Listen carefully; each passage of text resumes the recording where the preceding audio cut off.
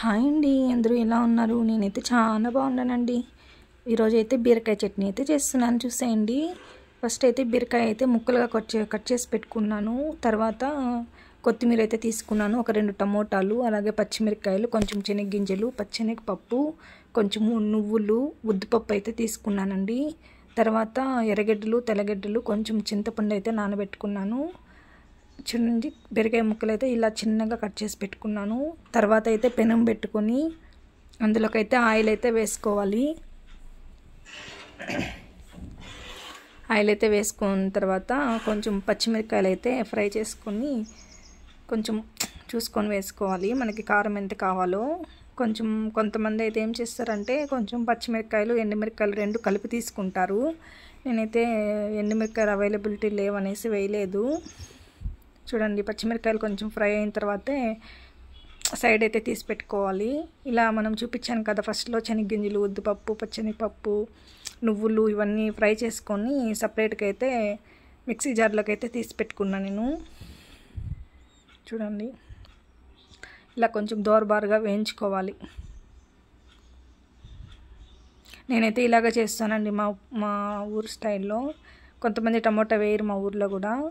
మీరు ఎలా చేస్తారో కూడా కామెంట్ చేయండి. తర్వాత సైడ్ ఎత్తి పెట్టుకునేసానండి మిక్సీ జార్లోకి. తర్వాత బీరకాయలు అయితే అందులోనే మనము ఫ్రై చేసుకుంటాం కదా, అందులోనే వేసుకోవాలి, ఆయిల్ ఉంటుంది కాబట్టి.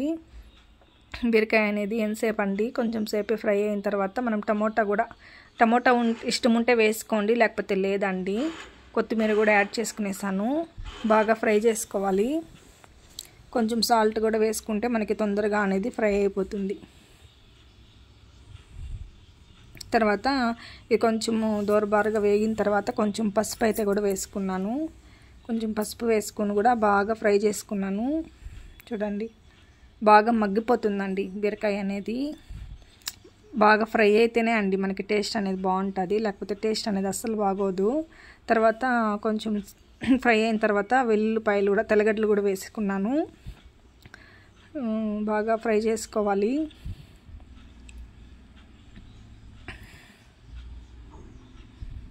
చూడండి, ఇలా అయితే ఫ్రై అయిపోయింది.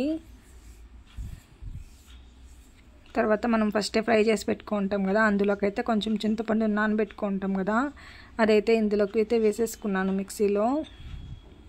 తర్వాత ఈ బీరకాయ కొంచెం సేపు చల్లారాలండి, చల్లగా అవ్వాలి, వేడి పైన వేయకూడదండి మిక్సీలో. తర్వాత కొంచెం చల్లారిన తర్వాత మిక్సీ పెట్టుకోవాలి. తర్వాత మనం తాలింపు అయితే పెట్టుకున్నాము. తాలింపుకి అయితే ఫస్ట్ పెనం పెట్టుకొని అందులో అయితే ఆయిల్ వేసుకున్నాను. ఆయిల్ వేసుకొని పోపు అయితే పెట్టుకోవాలి. కొంచెం ఆవాలు అయితే వేసుకొని చిటపట్లాడిన తర్వాత కొంచెం పచ్చెనగపప్పు, ఉద్దిపప్పు అయితే వేసుకున్నాను. మసాలా బాగుంటుంది కాబట్టి తాలింపుకి. తర్వాత కొంచెము వెల్లుల్లిపాయలు, ఎర్రగడ్డలు అంతా వేసి ఫ్రై చేసుకున్నాను. కొంచెం కరివేపాకు వేసి, మీది కూడా ఎండుమిరకాయలు ఉంటే కూడా ఎండుమిరకాయలు వేసుకోండి, చాలా బాగుంటుంది. చూడండి, ఇలా ఫ్రై చేసుకున్న తర్వాత బాగా ఫ్రై అవ్వాలి, లేకపోతే బాగోదు. మనం ఎలా ఫ్రై చేసుకుంటామో దాన్ని బట్టే అండి మనకి టేస్ట్ ఉంటుంది. మీరు ఒకసారి ట్రై చేయండి. మీరు ఎలా చేస్తారో కూడా నాకు ఒక చిన్న కామెంట్ చేయండి. నేనైతే ఇలా చేస్తానండి, చాలా బాగుంటుందండి. సంగటికి, అన్నానికి, దోశకి, చపాతీకి, ప్రతి ఒక్క దానికి బాగుంటుందండి. ఫ్రై అయిన తర్వాత ఈ మిక్సీలో తీసి పెట్టుకుంటాం కదా, మిక్సీ వేసుకుంటాం కదా, ఇందులోకైతే వేసేసుకొని ఒక 1 మినిట్ అలా వేడిగా పెట్టుకుంటే సరిపోతుందండి. అంతే అండి, బీరకాయ చట్నీ అయితే రెడీ అయిపోతుంది. మీకు నచ్చినట్టయితే ఒక కామెంట్ చేయండి. Bye bye.